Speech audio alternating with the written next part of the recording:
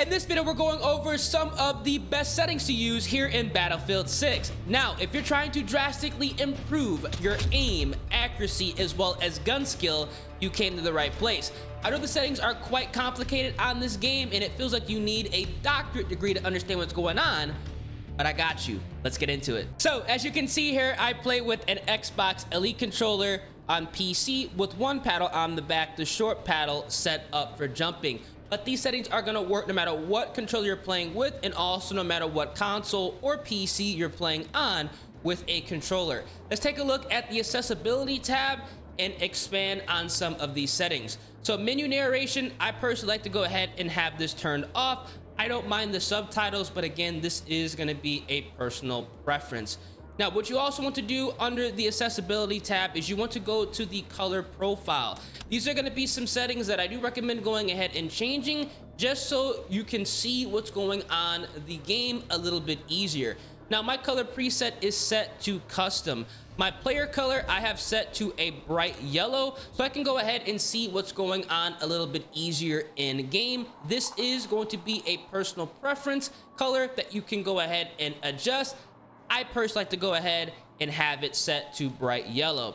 Now, the enemy color, I also have mine set to a brighter red, just so I can understand exactly what's going on in game a little bit better. I'm partially color deficient, so again, these settings are going to be helping me out. So if you're having trouble distinguishing between greens, reds, oranges, or figuring out where people are in dark corners, I highly recommend going ahead and adjusting these color settings under this tab.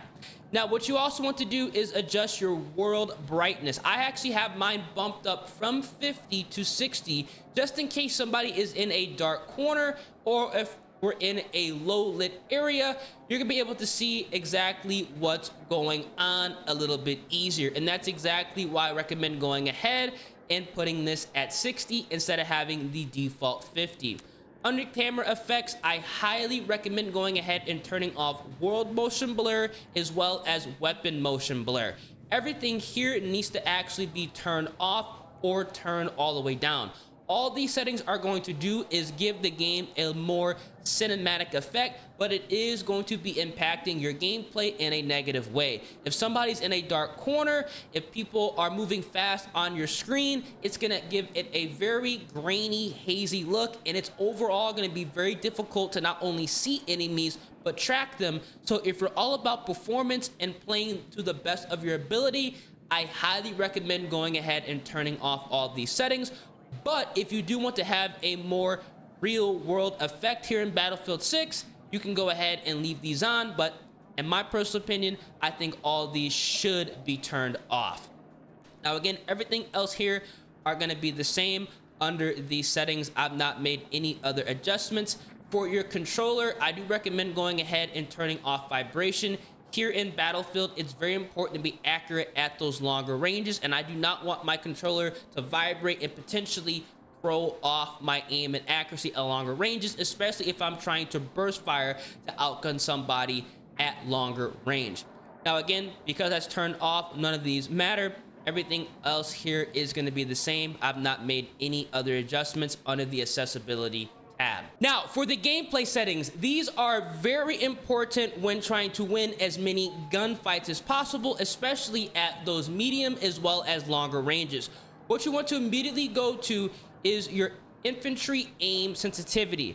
Now, here in Battlefield 6, I highly recommend starting off at a 70. This is going to be feeling more like a 4 sensitivity in Call of Duty. And if you don't start at a 70, you're gonna find that the sensitivity on this game is incredibly too slow, in my personal opinion. This is gonna allow you to turn on other players, but still have control at those longer ranges. So I highly recommend, again, to start off at the 70 infantry aim sensitivity and work your way up. You're gonna find that this is gonna be a perfect starting ground because you're gonna have enough control and the ability, again, to turn on players and be able to use the movement in this game. Now, everything else here is gonna be set to default. I've not made any other changes under the gameplay settings. We are going to expand on the controller settings in this video as well, so do not worry about that. Now, for your infantry aim input curve, I actually have mine set to Battlefield Bad Company 2. You can go ahead and set this to whatever Battlefield game you prefer, or you can set it by default. This is going to be a personal preference setting. I absolutely love Battlefield Bad Company 2. That's the Battlefield game I had the most playtime, and I'm most familiar with this. So this setting might not be the best for you, but it is going to be great if you enjoyed Battlefield Bad Company 2 and want to have a familiar feel. So that's exactly why I have my aim input curve set to Bad Company 2. Again, I also have the infantry zoom input curve set to Bad Company 2 as well, and all these other settings are going to be standard. So definitely go ahead and keep that in mind when going ahead and adjusting the aim assist. As you can see, you can go ahead and set these settings to literally whatever Battlefield game you want. I just have mine to what I am familiar with. Now, let's go ahead and expand on the controller settings, because this is what's going to drastically improve your aim, accuracy, as well as gun skill at those medium as well as longer ranges. We're going to specifically look at the soldier settings. So for this tab, you want to click on controller settings, and a lot of these you've already adjusted, but there are some that need to be adjusted further. As you can see here, you can still adjust your infantry aim sensitivity, but you also can adjust your field of view.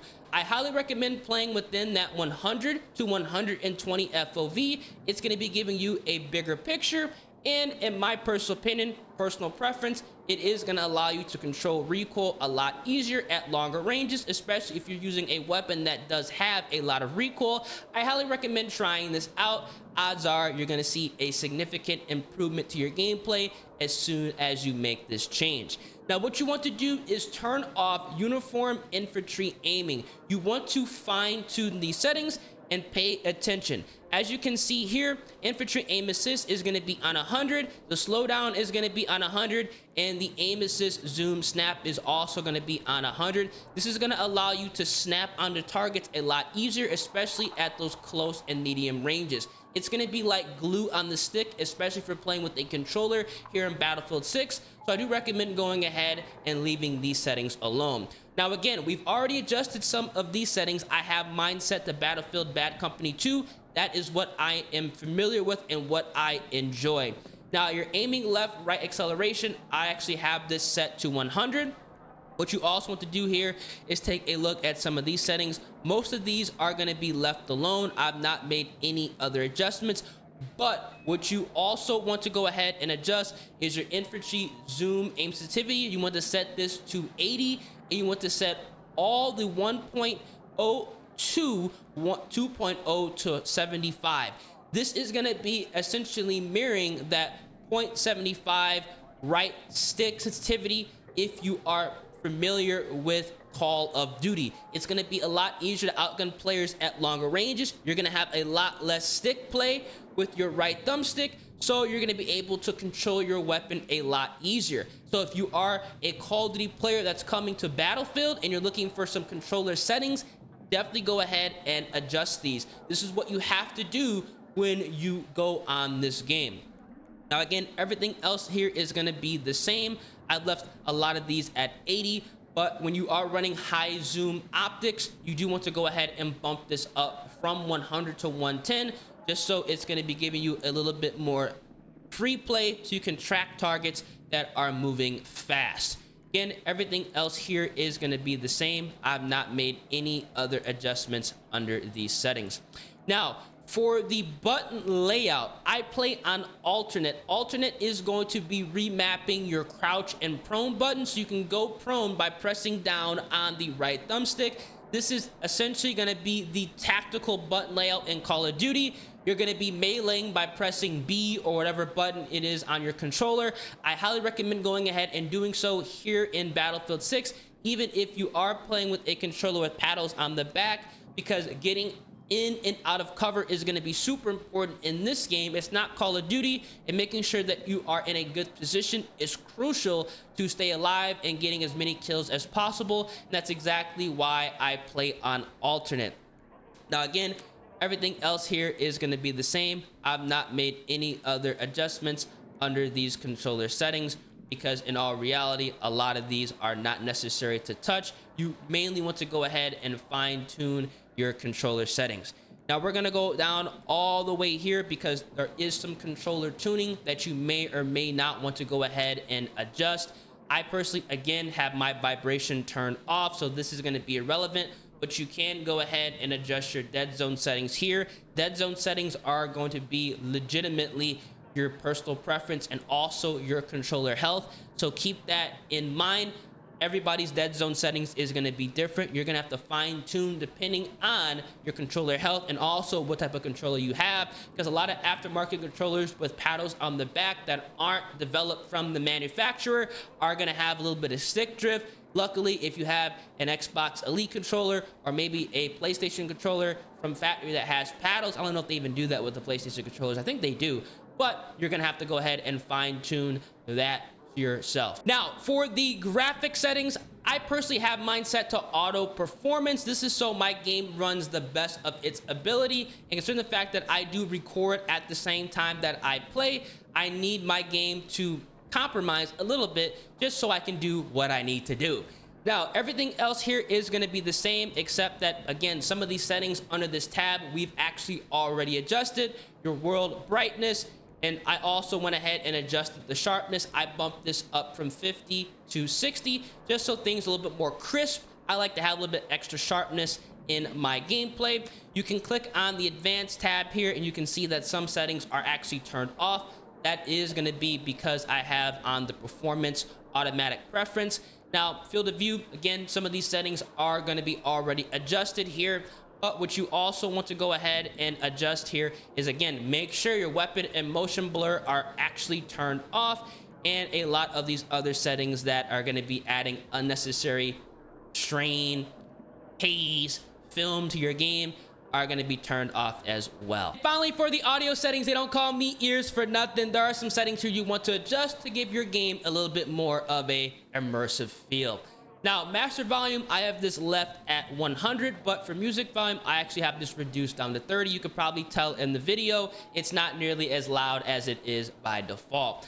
Now, what I also recommend doing is playing on the sound system set to headphones. If you have a headset you've bought within the last 7 years, I have Astro A40 TRs. This is going to be perfect here in Battlefield 6 and for the audio mix, especially if you have a headset. Vortapes Val is going to be amplifying your gunfire as well as footsteps, or I should say enemy gunfire and footsteps, so you can have a better idea on where people are on the map and if somebody is coming around the corner, in front of you, next to you, or behind you. So overall, great settings here, especially if you have a headset. I highly recommend going ahead and adjusting those. These are some of the best settings to use here in Battlefield 6 as of right now. If you guys check out my settings and start tearing it up in game, come back to this video and let me know down in the comment section how you are feeling. If you guys enjoyed the video and want to stay up to date with any and all best settings, best class setups, tips and tricks, as well as news and updates on Battlefield 6, feel free, drop a like on the vid, subscribe to the channel, turn on those post notifications, been your boy Ears, and I'm gonna catch you guys in the next one. Deuces.